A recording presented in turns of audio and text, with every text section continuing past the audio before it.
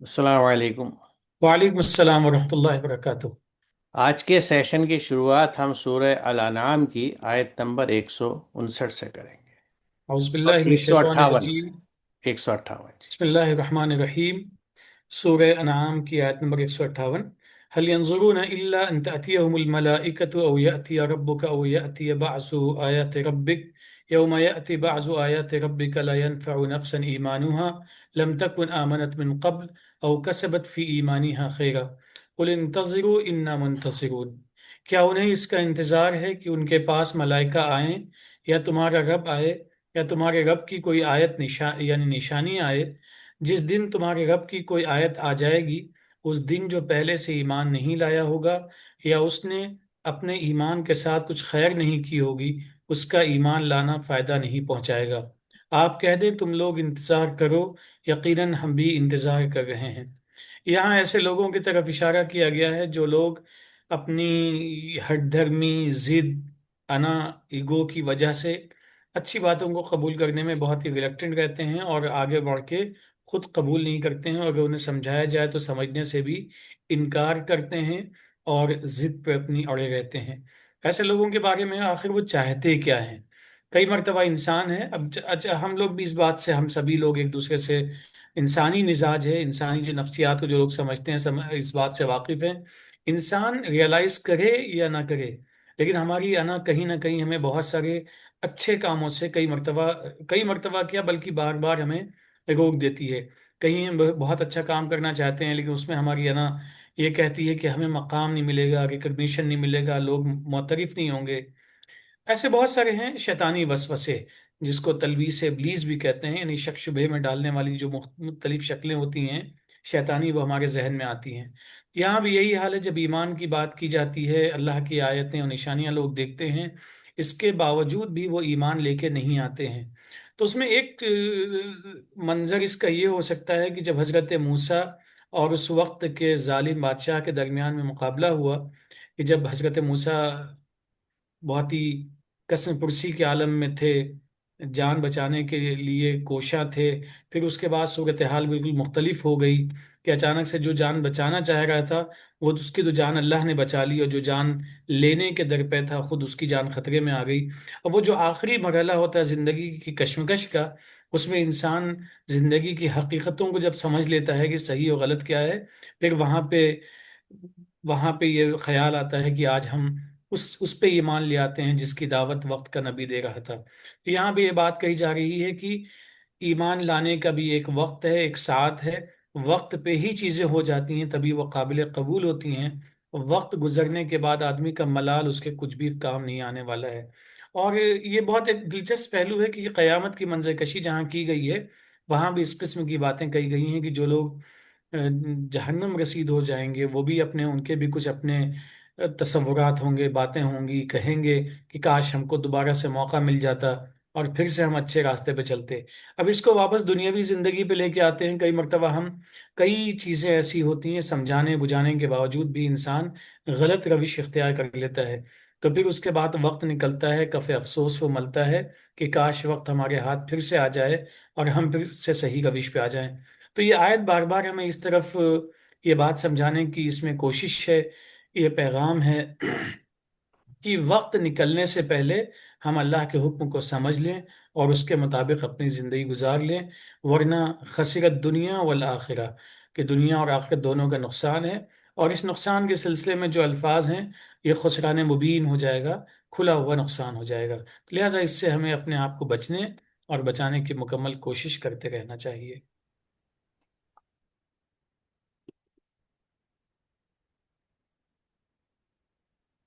देखिए, पिछले सेशन में जब हम आयत नंबर 157 कर रहे थे तो वहाँ उन लोगों का जिक्र था, ये जो अल्लाह की आयत को झुटलाते हैं और उनसे मुंह मोड़ लेते हैं, उनसे मुंह मोड़ लेते हैं, और उनके लिए अजाब का जिक्र था। तो अगर इसको तसलसल में देखें तो वो लोग सारे जिनका आपने जिक्र किया और पिछली आयत में जिनका जिक्र था, यानी उनमें कॉमन प्रॉपर्टी क्या है कि आयत को झुटलाते हैं और उनसे मुंह मोड़ रखा है। और जैसे बहुत तफसील से बात हुई थी कि जो खुली आयतें हैं उनको ढक दिया है, अल्लाह के अहकामात को छुपा दिया है, पीठ पीछे डाल दिया है। تو ان کے لیے یہ بات یہاں اگر ہم اسے جوڑتے ہیں کہ اب انہیں اور کس چیز کا انتظار ہے، انہیں کیا اس کا انتظار ہے کہ اللہ کے ملائکہ آ جائیں، یا رب خود آ جائے، یا اس کی کوئی نشانی آئے، اس کی کوئی آیت یعنی اس کی کوئی نشانی یہاں پہ آ جائے؟ تو یہاں یہ جو آیت ہے جس کا ذکر ہے، کیونکہ آگے جب یہ بات کہی جا رہی ہے کہ جس دن تمہارے رب کی کوئی آیت آ جائے گی، تو اس دن جو پہلے سے ایمان نہیں لایا ہوگا، اس نے اپنی ایمان کے ساتھ، یا اس نے اپنی ایمان کے ساتھ کوئی خیر نہیں کی ہوگی، یعنی یا تو اس نے ایمان نہ لایا ہو، یا ایمان لے آیا ہو اور وہ ایمان زبانی ہو، صرف عقیدہ ہو، اس نے اس ایمان کا مظاہرہ اپنے اچھے اعمال اور خیر سے نہیں کیا ہوگا، کیونکہ اس کو ہم بارہا ڈسکس کر چکے ہیں کہ محض ایمان ایک عقیدے کا نام اگر ہو جائے، ایک سوچ کا نام ہو جائے، یا زبان سے ادائیگی کا نام ہو جائے، لیکن عمل میں عمل صالح نہ دکھائے ہمیں، تو وہ ایمان کچھ فائدہ نہیں دیتا۔ یہ بات یہاں ثابت کی جا رہی ہے، اسی نے قرآن میں ایمان کے ساتھ عمل صالح یا تقوی زیادہ تر جگہوں پر مقام پر ساتھ آتا ہے لگ کے، تو یا تو ایمان نہ لائے ہوں۔ تو یہ کیفیت جو ہوتی ہے نا، جس میں ایک طرح سے، جیسے ہم عام زبان میں کہتے ہیں نا کہ توبہ کے دروازے بند ہو گئے، تو یہ صورتحال عموماً دو معاملات میں سامنے آتی ہے، یا تو موت کا وقت آ جائے یا عذاب آ جائے۔ تو موت بھی اللہ کی ایک آیت ہے، اس کی ایک نشانی ہے، اور عذاب بھی۔ اس کے تعلق سے قرآن میں کہا ذکر ہے تھوڑا، اس کا میں، یہ جیسے آیت ہے نساء کی ہم نے پیچھے سیشن میں کری تھی، کہ ان لوگوں کی توبہ قبول نہیں جو برائیاں کرتے رہتے ہیں، یہاں تک کہ جب ان میں سے کسی کی موت سامنے آ جاتی ہے تو کہتا ہے بے شک میں نے اپنی توبہ کر لی، یعنی اس کی توبہ قبول نہیں ہوتی، اور ان کی بھی توبہ قبول نہیں ہوتی جو کفر کی حالت میں اس دنیا سے چلے جاتے ہیں۔ انہی کے لیے ہم نے ایک دردناک عذاب تیار کیا ہے۔ کیوں عذاب تیار کیا ہے؟ کہ ان کے اعمال اس طرح کے تھے، کیونکہ جب وہ ایمان نہیں لائے، اللہ کے احکامات پہ نہیں چلے، کسی نے دھیان نہیں دیا، کسی نے جھٹلایا، کسی نے ڈھاکے پیٹھ پیچھے ڈال دیا، نتیجہ یہ کہ انہوں نے اللہ کے احکامات کے حساب سے اپنی زندگی نہیں گزاری، تو جب موت سامنے دکھتی ہے، موت آ گئی اور پھر اس وقت وہ توبہ کرتے ہیں، تو وہ توبہ قبول نہیں ہوتی، کیونکہ توبہ کے ساتھ دیکھیں یہ پوائنٹ بھی یہاں نوٹ کرنے کا ہے کہ یہاں توبہ قبول کیوں نہیں ہو رہی؟ اللہ تعالیٰ تو رحیم ہے، لیکن اس نے قوانین بنا رکھے ہیں، اور توبہ کے ساتھ اصلاح کا اہم بہت پہلو ہے۔ تابو وصلہ، محض توبہ سے کچھ نہیں ہوتا جب تک کہ اصلاح نہ کی جائے اور آدمی اللہ کے احکامات پہ عملاً نہ چل پڑے، یعنی تقوی کی راہ اختیار نہ کر لے۔ یہ گنجائش ختم ہو چکی ہوتی ہے جس کی موت آ رہی ہوتی ہے، تو کیونکہ اس کے لیے تو عمل ختم ہو چکا، اس کا تو جیسے کہیے کہ وائنڈ اپ کیا جا رہا ہے، تو اس لیے وہاں پہ وہ دعا قبول نہیں ہوگی۔ تو یہ موت کی بات ہے۔ دوسری جو ہے عذاب کے تعلق سے، وہ اگر جیسا آپ نے ذکر کیا تھا حضرت موسیٰ کا، اگر ہم یہاں دیکھیں کہ اور ہم نے بنی اسرائیل کو سمندر پار کرا دیا، تو فرعون اور اس کے لشکر نے ان کا پیچھا کیا سرکشی اور ذاتی کی غرض سے، یہاں تک کہ جب فرعون ڈوبنے لگا تو اس نے کہا کہ میں ایمان لایا کہ کوئی معبود نہیں مگر وہ جس پر بنی اسرائیل ایمان لائے، یعنی اب جب اسے موت دکھی سامنے یا اللہ کے عذاب کی شکل میں، تو اس نے فوراً ایمان لے آیا اور کہا کہ اور میں اس کے فرما برداروں میں ہوں۔ تو اللہ نے کہا کہ اب، یعنی اب ایمان لایا، اور اس سے پہلے تو نافرمانی کرتا رہا اور تو فساد برپا کرنے والوں میں سے تھا، یعنی تو نے عمل صالح تو کیے نہیں۔ دیکھیے، الا الذین آمنوا وعملوا الصالحات، ایمان لائے تو اس کے ساتھ عمل صالح کرتے رہے۔ یہاں یہ کہا جا رہا ہے کہ تو تب تک فساد کرنے والوں میں سے تھا، وَكُنْتَ مِنَ الْمُفْسِدِينَ، تم تو مفسد تھے، تم نے جب تک تمہیں مہلت ملی زندگی کی تم نے فساد پھیلائے، تم تو ایمان لا کے عمل صالح کیے ہی نہیں۔ تو یہ وہ سچویشنز ہیں جس میں توبہ قبول نہیں ہوتی کسی بھی حالت میں۔ دوسری بات جو تھی، جو یہاں ہمیں غور کرنے کی ہے، کہ آپ کہہ دیں تم لوگ انتظار کرو، یقیناً ہم بھی انتظار کر رہے ہیں۔ یہ کس چیز کی طرف اشارہ ہے؟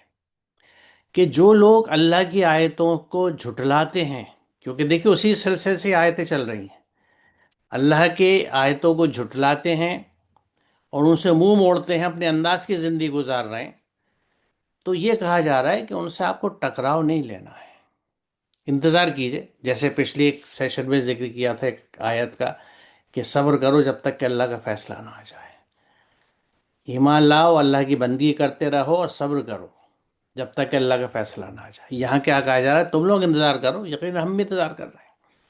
یعنی تم لوگ یہ انتظار کرو کہ تم نے جو راستہ چنا ہے اپنی منمانی زندگی گزارنے کا، اپنے طریقے سے گزارنے کا، اس کے نتائج بھی تمہیں دکھ جائیں گے. اور ہم بھی انتظار کر رہے ہیں کہ تمہارے نتائج سے یا اپنے حالات سے شاید تم ہدایت پہ لوٹاؤ. اور اگر ایسا نہیں ہوتا، جو نتیجے ظاہر ہوں گے وہ بھی ہمارے سامنے آ جائیں گے. تو یہاں صورتحال یہ ہے کہ کوئی اگر اللہ کی آیات کا مذاق بھی اڑاتا ہے، منہ بھی موڑا ہوا ہے، اسے کفر کرتا ہے، جھٹلاتا ہے، کسی بھی انسان کو، جماعت مومنین کو بھی یہ نہیں کہا گیا کہ ان کو ختم کر دو، ان کو ہلاک کر دو. کیونکہ اگر ایسا کیا جاتا ہے تو ان کے لیے تو ایک طرح سے اسی سٹیٹ میں، اسی ذہنی کیفیت میں ان کو ہم نے فریز کر دیا مارنے کے بعد. کیا پتا ہمیں، یہ تو اللہ جانتا ہے، ہمیں نہیں پتا، کسی انسان کو نہیں پتا کہ ان میں سے کون ہدایت پہ آ جاتا. یعنی جو بھی ہدایت پہ آنے کے چانسز تھے جس کے، ہم نے وہ چانسز اس کے ختم کر دیے، اس کو اسی اسٹیٹ میں موت دے کے. تو یقیناً یہ ایک بری چیز تھی اور ایک گناہ تھا جو ہم نے کر لیا. تو کہیں اس کی اجازت نہیں ہے. انتظار کریے، جو ہوگا سامنے آ جائے گا. چلے طارق صاحب، آپ اگلی آیت لے لیتے ہیں. ان الذين فرقوا دينهم وكانوا شيعا لست منهم في شيء انما امرهم الى الله ثم ينبئهم بما كانوا يفعلون. یقیناً جن لوگوں نے اپنے دین کو بانٹ دیا اور خود وہ گروہوں میں بٹ گئے، آپ کا ان سے کچھ بھی تعلق نہیں، ان کا معاملہ تو بس اللہ کے حوالے ہے، پھر وہ اللہ انہیں بتائے گا جو وہ کیا کرتے تھے. یہاں پہ ایک زندگی جینے کا بہت بہترین اصول بیان کیا گیا ہے، اور ایک لفظ ہے اسے ہم سب کو یاد رکھنا چاہیے: اعراض.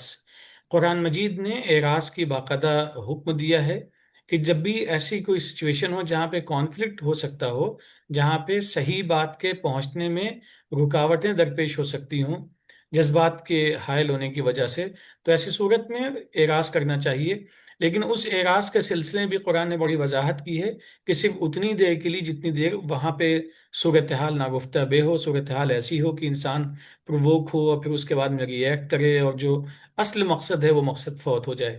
تو یہاں یہ بات بیان کی جا رہی ہے کہ جو لوگ اللہ کے دین کے سلسلے میں جو اللہ نے قانون بنایا ہے، محض اپنی رائے، اپنی خواہش یا اپنی غلط فہمیوں کی بنیاد پہ اس پہ بہت سارے طریقے نئے نئے ایجاد کر لیتے ہیں، ان سے آپ کا کوئی تعلق نہیں ہے. اور لیکن ایک بات یہ بھی ذہن میں رکھیے گا کہ ان سب کا معاملہ اللہ کے حوالے ہے، اللہ انہیں بتائے گا جو کچھ وہ کر رہے ہیں. قرآن مجید میں ایک جگہ پہ ہے لست علیہم بمسیطر. یہ ایک ایسی ٹرملوجی ہے جسے بلکہ پورا ایک جملہ ہے جسے ہمیں یاد رکھنا چاہیے، زندگی گزارنے میں بہت مددگار ثابت ہوتا ہے. کہ پولیس بن کے جینے کی ضرورت نہیں ہے، جو بات ہے وہ لوگوں کو بتا دینی چاہیے، جو حق ہے وہ حق پہنچا دینا چاہیے، اور جو ناحق ہے وہ ناحق کی باتیں بھی بتا دینی چاہیے کہ ان سے بچنا ہے اور ان کو کرنا ہے. اور پھر اٹ دین اللہ ہی ان کو دیکھنے والا ہے. تو نہ تو ہمارے پاس میں تکفیر کا کوئی حق ہمارے پاس حاصل ہے، اور نہ ہی اس قبیل کے کسی عمل کا ہمارے پاس میں کوئی حق ہے. ہمیں ہر چیز اللہ کے حوالے کر دینی چاہیے، اپنے طور پہ صحیح اعمال پہ صبر کرنا چاہیے، یعنی ڈٹے رہنا چاہیے، اور تواصی کرتے رہنا چاہیے، ایک دوسرے کو بتاتے رہنا چاہیے، ہمدردی کا معاملہ رکھنا چاہیے. لیکن خود اپنے طور پہ لست علیہم بمسیطر پہ مکمل زندگی گزار دینی چاہیے، اور ہر چیز کو اللہ کے لیے چھوڑ دینی چاہیے. دیکھیے، یہاں جب یہ بات کہی جا رہی ہے کہ یقیناً جن لوگوں نے اپنے دین کو بانٹ دیا، تو بانٹا جاتا ہے کسی چیز کو، ٹکڑے کیا جاتا ہے، حصے بکھرے کیے جاتے ہیں. تو وہ چیز کیا تھی؟ وہ دین، یعنی وہ لائف اسٹائل، وہ طرز زندگی، وہ set of instruction, set of guidance جو اللہ تعالیٰ نے قرآن کی شکل میں ہمیں دی ہے. اسی لیے اس کو ہم لائف اسٹائل کہتے ہیں کہ اس میں پوری زندگی گزارنے کا طریقہ ہے. اب اس کو ٹکڑے میں بانٹنے کا مطلب یہ ہے کہ اس میں سے کچھ حصے کو کسی نے لیا، کچھ کسی نے لیا، اور اس کے پیچھے یعنی ان پہ جم گئے اور اپنے اپنے اسٹائل الگ بنا لیے، اور اس کے ساتھ آپس میں دشمنیاں پیدا کی گئیں. تو جو دین، جو ہدایت، جو لائف اسٹائل ایک آیا تھا اور اس سے جڑنے کا حکم تھا، اس کی اتباع کا حکم تھا، اس کی پیروی کرنے کا، اس کو فالو کرنے کا، اور صرف اسی کو فالو کرنے کا. آراف 3 میں یہ بات واضح کہی گئی ہے، کیونکہ اس کے دونوں حصے ہیں اس آیت کے، اور وہ دونوں اہم ہیں کہ اتبعوا ما انزل الیکم من ربکم ولا تتبعوا من دونہ اولیاء. پہلا حصہ اپنے آپ میں مکمل ہے، لیکن دوسرے میں اس کو ایمفیسائز کیا گیا ہے کہ کسی اور اولیاء کی اتباع نہیں کرنی ہے، کسی اور سرپرست کی اتباع نہیں کرنی ہے۔ قرآن ہمیں یہ بھی بتاتا ہے کہ اللہ کی طرف سے ہدایت ایک ہی آئی تھی، لیکن لوگوں نے اپنی اپنی انفرادیت اور اپنی عظمتیں قائم کرنے کے لیے، اپنے گرینڈیور کرنے کے لیے اپنے آپ کو اور اپنے کاموں کو الگ الگ گروپ اور جماعتیں بنا لیے، ٹکڑوں میں بانٹ لیا گیا۔ یہ اس کے پیچھے محرے کے جو قرآن ہمیں بتاتا ہے۔ ایک اور آیت میں یہاں شیئر کروں گا کہ تم سب مل کر ایک ساتھ اللہ کی رسی کو پکڑ لو اور فرقوں میں مت بٹو۔ اس کا بہت ذکر ہوتا ہے، واعتصموا بحبل اللہ جميعا ولا تفرقوا۔ تو ولا تفرقوا یہاں بھی کہا جا رہا ہے کہ ٹکڑوں میں مت بٹو، اور اپنے اوپر آئی اللہ کی نعمت کو یاد کرو کہ جب تم آپس میں ایک دوسرے کے دشمن تھے تو اللہ نے تمہارے دلوں کو جوڑ دیا، پھر تم لوگ اس کی نعمت سے بھائی بھائی بن گئے۔ یہ کس نعمت کا ذکر ہے؟ وہ نعمت قرآن ہے۔ قرآن نے ہی سب کو یکجا کیا تھا، اور آج بھی قرآن ہی یکجا کر سکتا ہے، کیونکہ یہی ایک رسی ہے جس میں سب پرو لیجئے، جوڑ لیجئے اپنے آپ کو، کس انداز سمجھے، رسی ایک جو سب کو جوڑ لیتی ہے، جس کو سب پکڑ لیں تو ایک راستہ پکڑ لیتے ہیں۔ اور تم لوگ آگ کے گڑھے یعنی جہنم کے کناروں پر تھے تو اس نے تم کو اس سے بچا لیا۔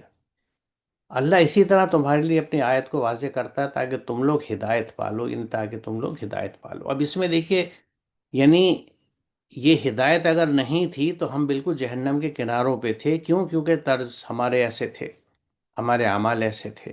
اس نعمت کو اللہ نے دیا، اور جنہوں نے اس کی اتباع کری ان کو بچا لیا اس سے۔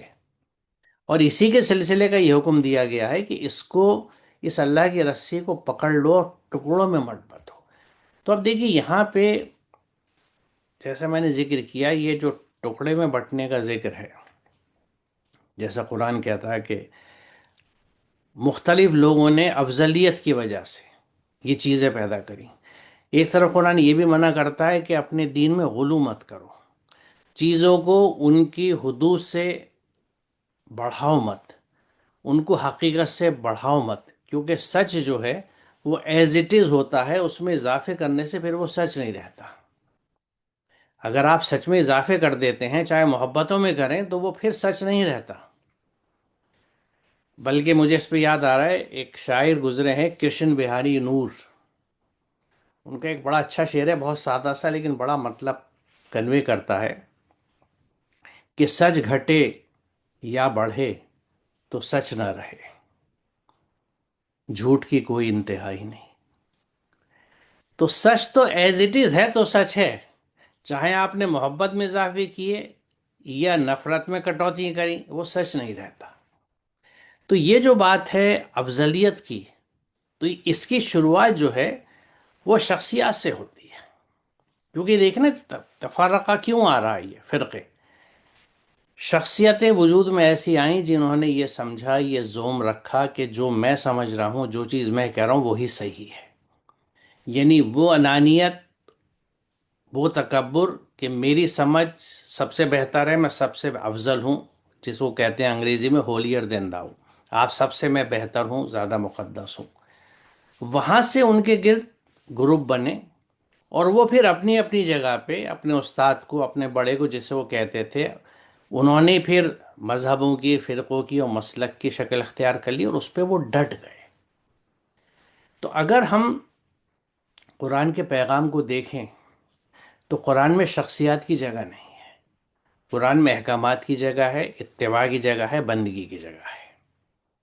کیونکہ اتباع صرف اللہ کی ہے، کسی شخصیت کی نہیں ہے۔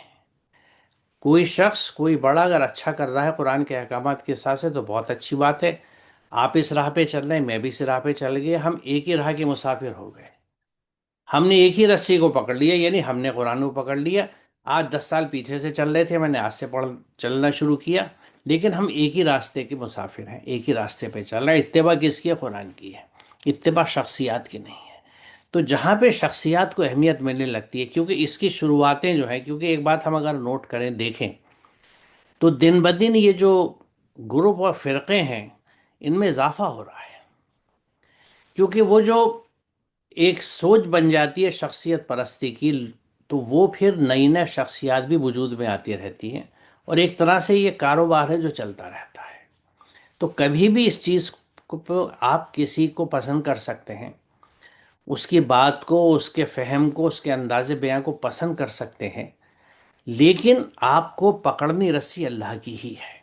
آپ کو اپنا راستہ جاری رکھنا ہے، کیونکہ قرآن ہر ایک کو ایڈریس کرتا ہے اور ہر ایک کو یہ حکم دیتا ہے کہ تم آیات پہ غور کرو۔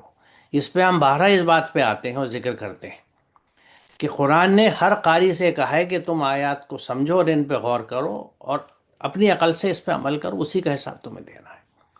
تو یہ چاہے انڈیویجولسٹک اپروچ ہو قرآن کی، تو وہاں ہمیں کسی کی طرف دیکھ کے ان جیسا چلنے کی ضرورت ہی نہیں ہوتی ہے، کیونکہ یہیں سے یہ فرقہ بازی جنم لیتی ہے۔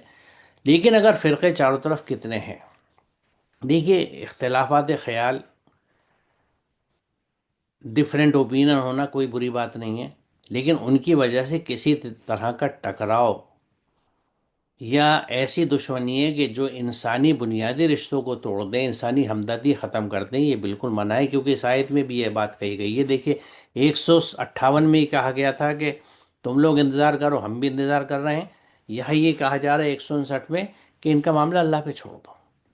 تو ہمیں تو گروپ بازی کی اجازت ہی نہیں دی گئی ہے، اور اگر ہم اپنے آپ کو کسی گروپ میں بالفرض سمجھتے بھی ہیں تو ہمیں دوسروں کو چیلنج کرنے کی ضرورت نہیں ہے، نہ مناظروں کی، نہ بحثوں کی، نہ ڈسکشن کی۔ جو جو کر رہا ہے اسے اللہ کو حساب دینا ہے اپنا، اور ہمیں اپنی سوچ کو بہتر بنانے کے لیے کسی ڈسکشن کی ضرورت نہیں ہے۔ اگر ہم قرآن پہ ہیں اور ہمارا اخلاق، کردار، معاملات قرآن پہ ہیں تو ہمیں تو لوگ خود پسند کریں گے۔ تو ہم کوشش یہ کریں کہ اپنے آپ کو، اپنی شخصیت کو اتنا نافع، اتنا لوگوں کے لیے فائدہ مند بنا لیں، اتنا اچھا بنا لیں اپنے معاملات سے کہ لوگ اس کو خود پسند کریں اور اس طرف آئیں۔ تو اس میں کسی بحث بحث کی اور لڑائی جھگڑوں کی تو گنجائش نہیں ہوتی، ضرورت ہی نہیں ہوتی ہے۔ میرے خیال میں طارق صاحب آج یہاں رکتے ہیں۔ جی، اور سر اس میں آپ کی بات پہ ایک مختصر سی بات ایڈ کرنا چاہیں گے۔ جی اس میں کئی مرتبہ ہوتا ہے جب ہم افراد پہ ہی سے متعلق ہو جاتے ہیں بجائے افکار پہ غور کرنے کی، کیونکہ جی کئی لوگوں کی بایوگرافی آپ پڑھیں گے، ان کی تعلیمات پڑھیں گے، تو ان کی تعلیمات میں اور ان لوگوں کی زندگی میں جو ان افراد سے بے پناہ محبت کرتے ہیں، زمین اور آسمان کا فرق پایا جاتا ہے۔ تو بالکل چونکہ جب انسان فرد سے جڑ جاتا ہے زیادہ اور اس کے فکر سے بہت دور ہو جاتا ہے، تو پھر وہ اپنے سے اپنے نئے طریقے خود سے ڈھونڈنے لگتا ہے، اس کو جسٹیفائی کرتا ہے۔ بالکل بالکل درست فرمایا آپ نے۔ تو انشاءاللہ آگے پھر